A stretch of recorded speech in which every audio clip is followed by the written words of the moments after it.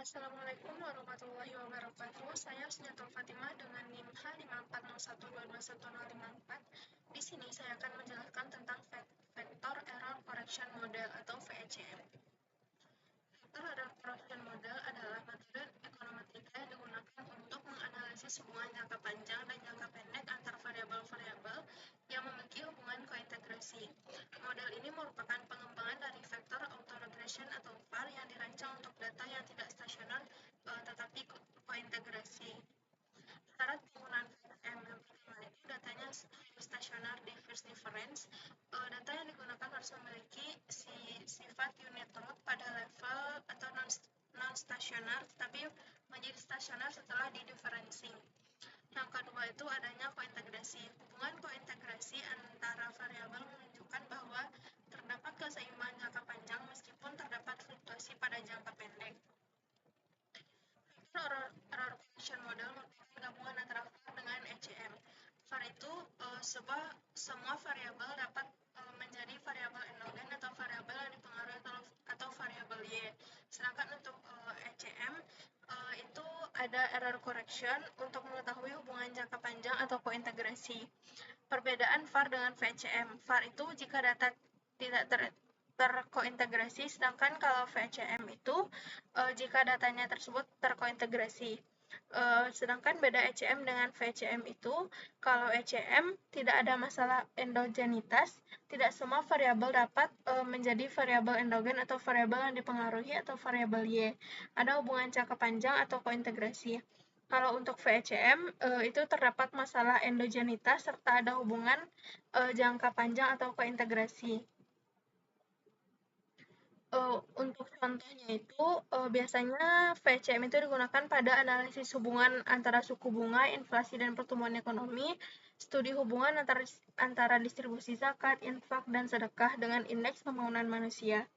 Untuk praestimasi dari VCM itu menggunakan beberapa uji terlebih dahulu. Yang pertama itu uji stasionaritas, yang kedua penentuan lag optimum, yang ketiga itu uji stabilitas VAR, yang keempat itu uji kointegrasi.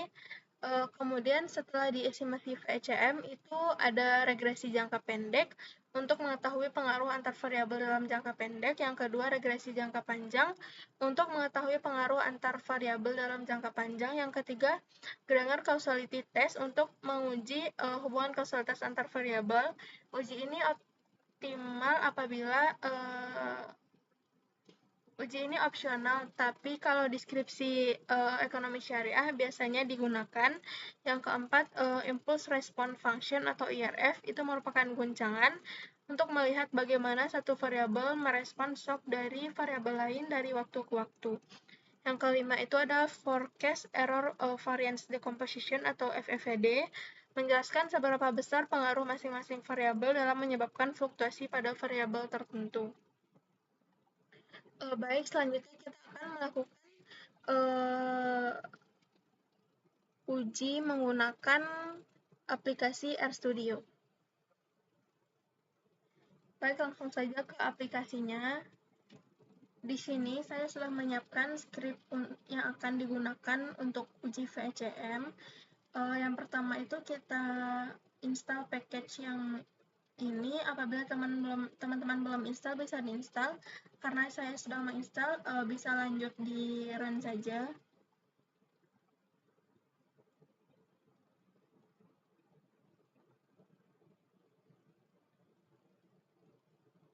Ini tuh gunanya untuk mengaktifkan package-package yang akan kita gunakan di dalam uji VCM itu sendiri.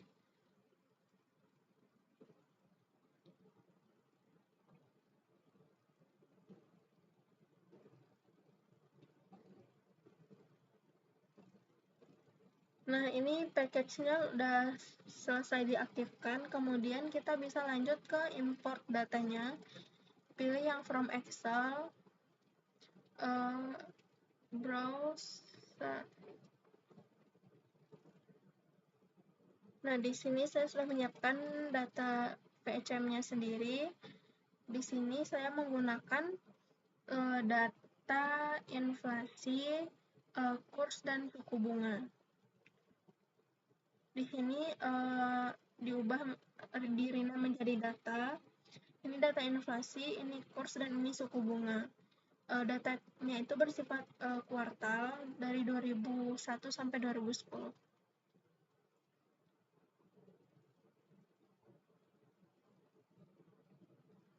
Kemudian selanjutnya itu kita bisa menghilangkan kolom pertama dari datanya, kolomnya ini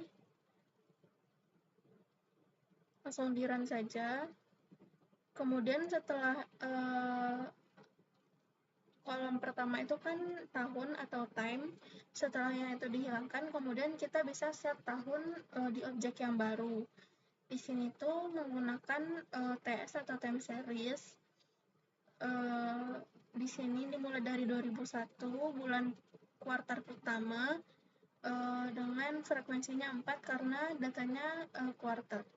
Oke, bisa di-run. Kemudian selanjutnya kita bisa lihat plot datanya. Nah, di sini sudah muncul, kita bisa lihat bahwa kalau dari sini kita bisa tahu bahwa datanya tersebut tidak stasioner di tingkat level, baik itu dari data inflasi, kurs, maupun suku bunga. Untuk uji yang lebih lanjut, kita bisa menggunakan uji stasionaritas yang formal, itu menggunakan ADF test.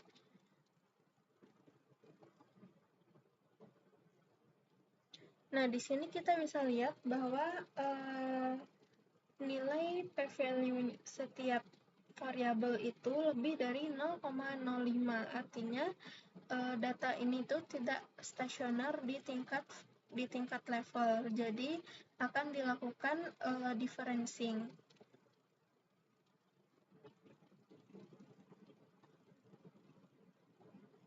Setelah dilakukan differencing, kita akan cek lagi stasionaritas datanya.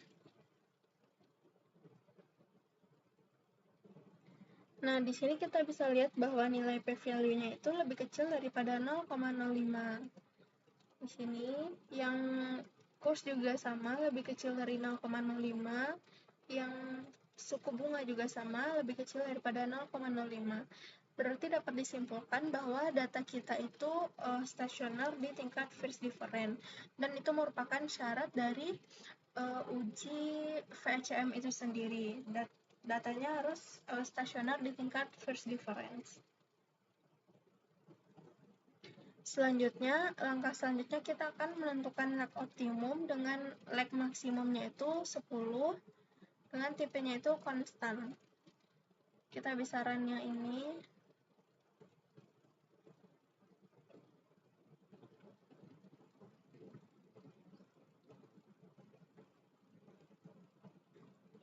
Nah, di sini tuh saya akan menggunakan lag 4 untuk pemodelannya.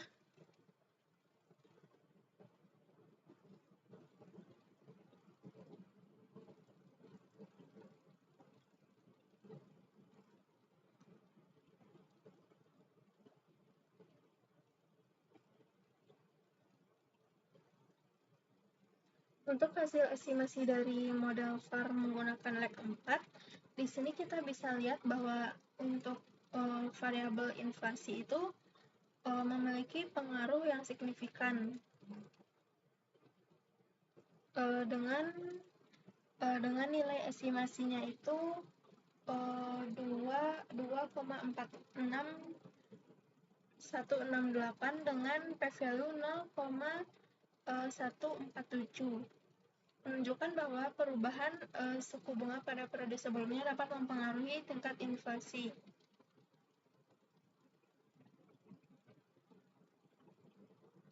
Yang bagian ini ya, suku bunga yang lag pertama. Untuk variabel lainnya termasuk lag inflasi, kurs, dan suku bunga pada lag lainnya tidak signifikan mempengaruhi inflasi dengan nilai p-value-nya itu lebih besar daripada 0,05.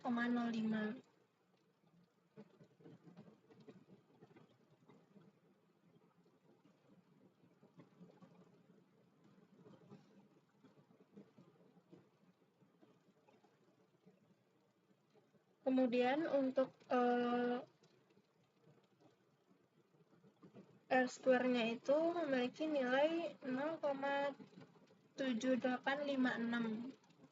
menunjukkan bahwa model menjelaskan sekitar 78% dari variabilitas inflasi sendiri.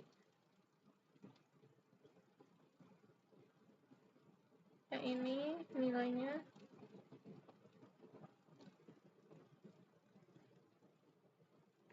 Kemudian untuk F statistiknya sendiri,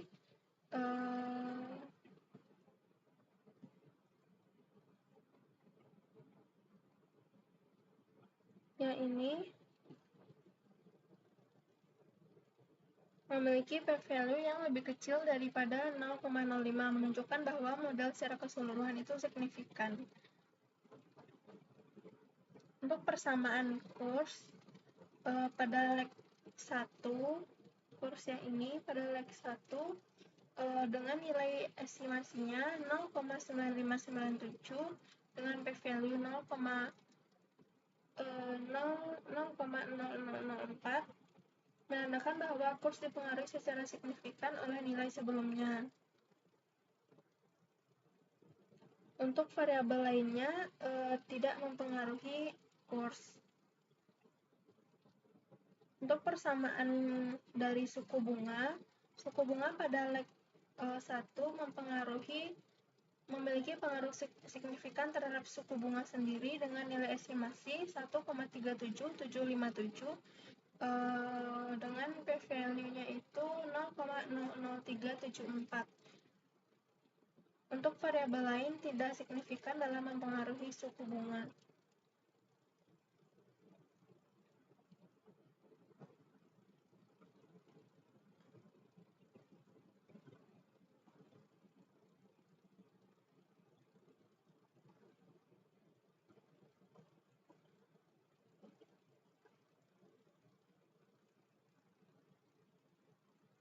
Selanjutnya itu kita akan uji heteroskedastisitas. Untuk hasil uji heteroskedastisitas sendiri, kita bisa lihat di sini p-value-nya itu lebih besar daripada 0,05, yaitu dengan nilai 0,364. Sehingga tidak terdapat bukti heteroskedastisitas di dalam residual model. Dengan kata lain, asumsi homoskedastisitasnya itu terpenuhi. Kemudian dilanjutkan dengan uji autokorelasi. Di sini kita bisa lihat bahwa p-value-nya itu 0,6682, yang artinya lebih besar daripada 0,05, sehingga tidak terdapat bukti autokorelasi dalam residual model. Ini menunjukkan bahwa residual model bersifat acak dan tidak bergantung kepada leg sebelumnya. Selanjutnya kita akan uji kestabilan.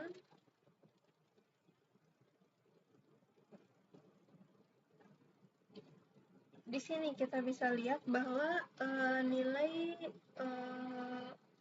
roots dari model VAR itu sendiri lebih kecil daripada 1. Semua nilainya itu lebih kecil daripada 1, yang artinya model ini tuh dianggap stabil atau stasioner.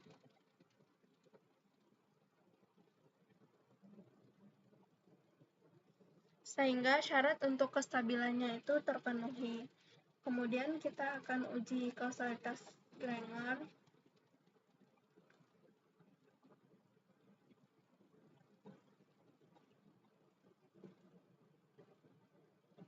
Yang pertama itu uji kausalitas untuk variabel inflasi.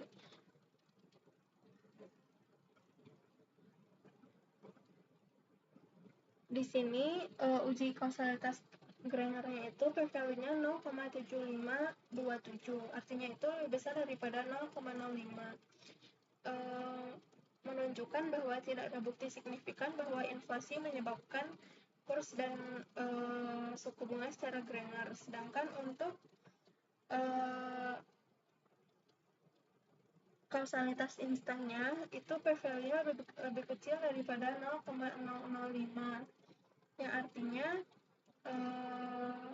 terdapat hubungan kausalitas instan antara inflasi, kurs, dan suku bunga. Selanjutnya kita akan uji kausalitas untuk variabel kurs. Di sini kita bisa lihat untuk Granger causality, p-value-nya itu 0,1682, lebih besar daripada 0,05, sehingga tidak terdapat hubungan antara kurs dan suku bunga. Untuk yang instan, p-value-nya itu 0,004814, yang artinya lebih kecil daripada 0,05, sehingga dapat disimpulkan bahwa terdapat hubungan kausalitas instan antara inflasi, kurs, dan suku bunga. Selanjutnya, untuk yang variabel suku bunga, di sini kita bisa lihat untuk Granger causality-nya, p-value-nya juga lebih besar daripada 0,05, yang artinya tidak terdapat hubungan kausalitas Granger antara variabel suku bunga dengan inflasi dan kurs. Sedangkan untuk kausalitas instan, variabel suku bunga itu memiliki nilai p-value 0,0002396, yang artinya terdapat hubungan kausalitas instan antara variabel suku bunga dengan inflasi dan kurs. Setelah itu kita akan melanjutkan dengan uji kointegrasi menggunakan Ca-Job atau Johansson.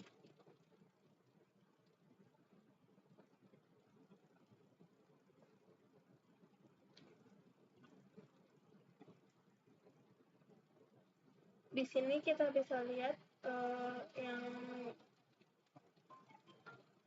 hasil uji crash test-nya. Yang pertama itu dimulai dari yang R sama dengan 0. Di sini kita bisa lihat nilai tesnya itu 6745, lebih besar daripada critical value yang 5%. Artinya minimal terdapat satu kointegrasi.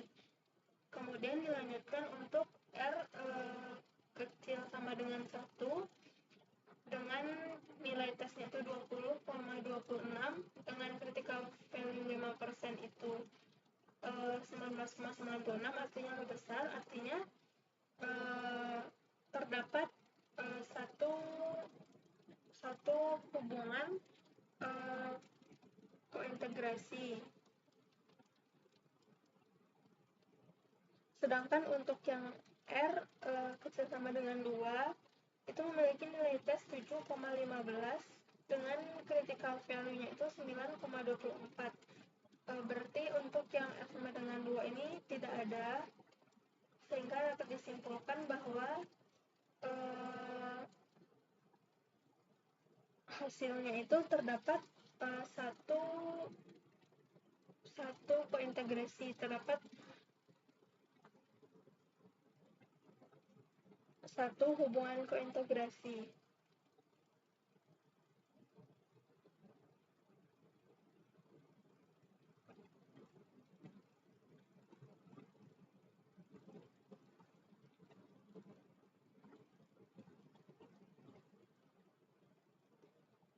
Kemudian bisa dilanjutkan dengan pemodelan VECM.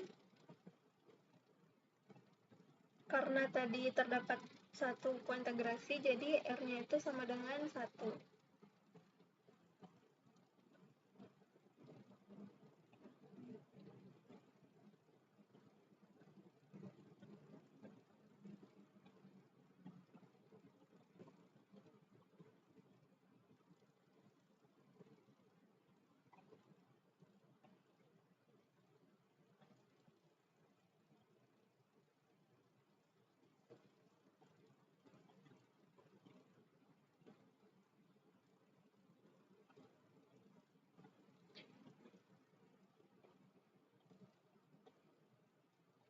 Di sini kita bisa lihat untuk koefisien model respon INF atau inflasi memiliki nilai RCT-nya itu minus 0,7935 dengan p-value-nya itu 0,00535, yang artinya signifikan. Ini menunjukkan bahwa jika jika ada deviasi dari keseimbangan jangka panjang atau kointegrasi, variabel inflasi akan kembali menuju keseimbangan dengan kecepatan sekitar 79,35% per periode.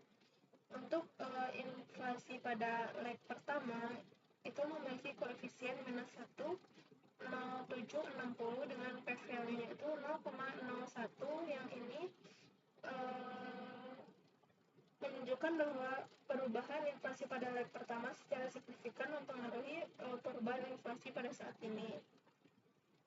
Untuk kurs pada leg pertama memiliki koefisien minus 50,2289 dengan p-value 0,05969 yang hampir mendekati batas signifikan 5%, menunjukkan bahwa kurs pada leg pertama memiliki pengaruh negatif terhadap inflasi, namun belum sepenuhnya signifikan. Untuk nilai suku bunga pada leg pertama dengan koefisien 3,0084 dengan p-value 0,00316, ya ini yang sangat signifikan menunjukkan bahwa perubahan suku bunga pada leg pertama secara positif mempengaruhi perubahan inflasi.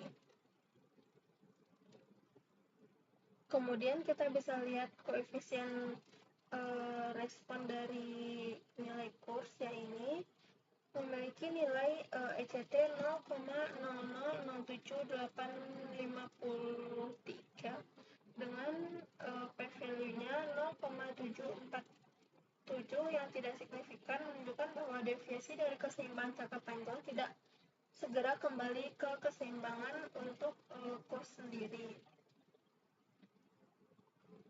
Untuk inflasi pada leg 1, kurs pada leg 1 dan suku bunga pada leg 1, semua koefisien tidak signifikan pada leg pertama, menunjukkan bahwa perubahan jangka pendek dari inflasi, kurs dan suku bunga tidak mempengaruhi perubahan kurs. Kemudian untuk koefisien model respon dari suku bunga memiliki nilai koefisien ECT-nya minus 0,003742 dengan p-value 0,976 yang tidak signifikan, menunjukkan bahwa deviasi dari keseimbangan jangka panjang tidak mempengaruhi suku bunga. Inflasi, kurs dan suku bunga memiliki nilai yang tidak signifikan, sehingga suku bunga dengan p-value 0,154 menunjukkan bahwa perubahan jangka pendek suku bunga tidak mempengaruhi perubahan suku bunga secara signifikan.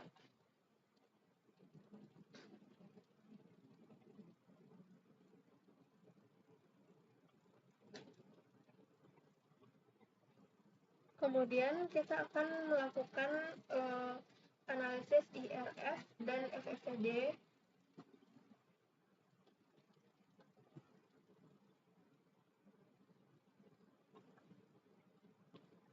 Setelah itu kita lihat plot dari IRF.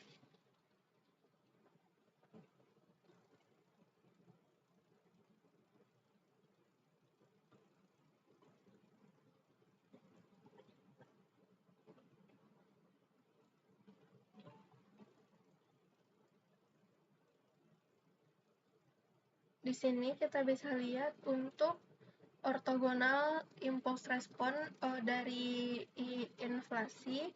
Yang pertama itu terhadap inflasi itu sendiri. Di sini tuh terdapat kejutan positif, inflasi langsung mendorong inflasi lebih tinggi pada bulan pertama di bagian sini. Kemudian efeknya menurun dan mereda dan mendekati 0 pada bulan ke-10, ya ini.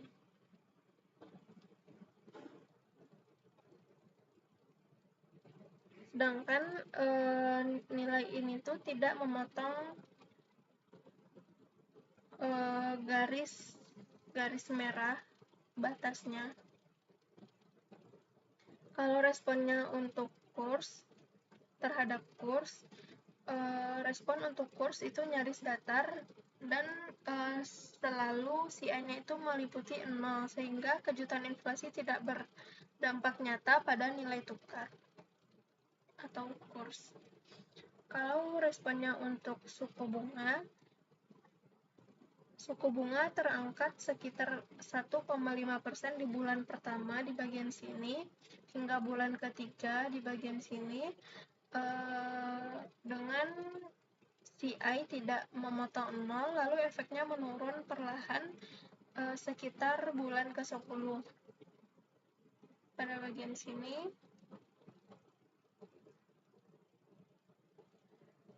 kemudian selanjutnya kita akan melihat ortogonal impulse response dari nilai kurs.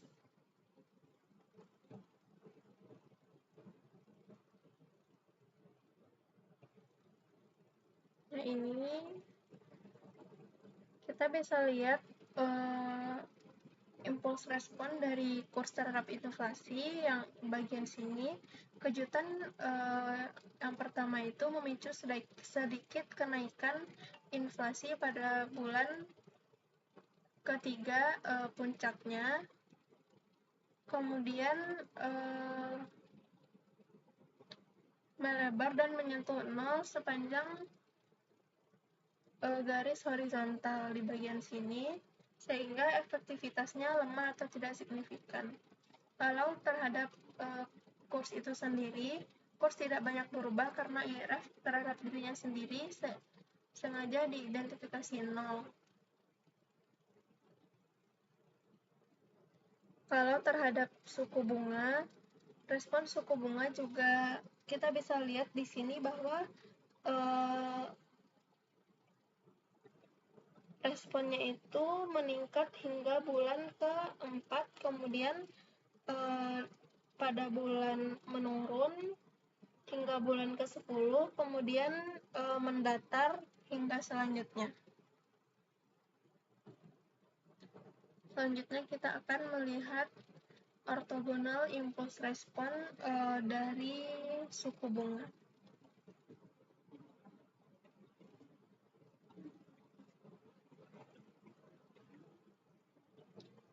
Yang pertama kita akan melihat responnya itu terhadap pengaruhnya itu terhadap inflasi.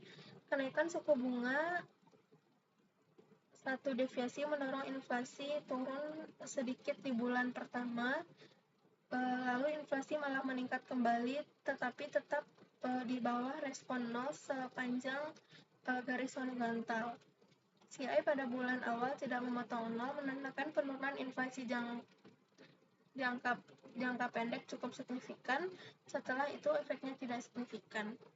Di sini kita bisa lihat bahwa dia itu meningkat pada bulan sampai dengan bulan kedua. Untuk pengaruhnya terhadap nilai kurs itu datar, artinya perubahan suku bunga tidak langsung mempengaruhi nilai tukar pada model ini. Kalau responnya terhadap suku bunga itu sendiri, kita bisa lihat bahwa dia itu meningkat pada bulan ke-5. Puncaknya itu terjadi pada bulan ke-5, kemudian menurun sampai bulan ke-6, kemudian datar untuk selanjutnya itu menjadi datar.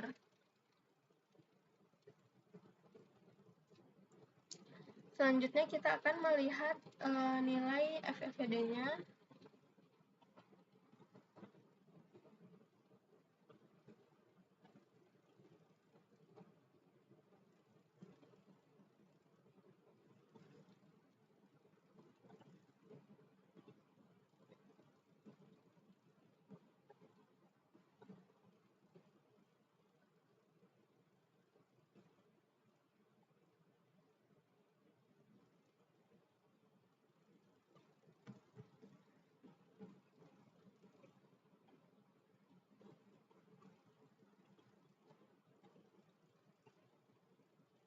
Nah, di sini kita bisa lihat FFVD untuk inflasi.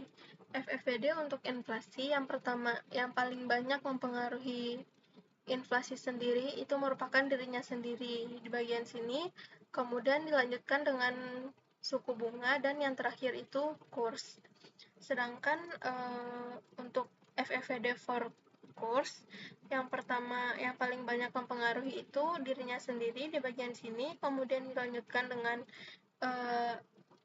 inflasi di sini, di bagian sini, dan sini. Kemudian untuk suku bunga itu kecil, sangat sedikit.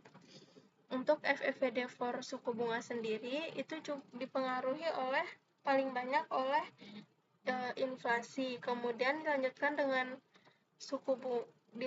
dengan kurs, lalu kemudian dengan suku bunga itu sendiri.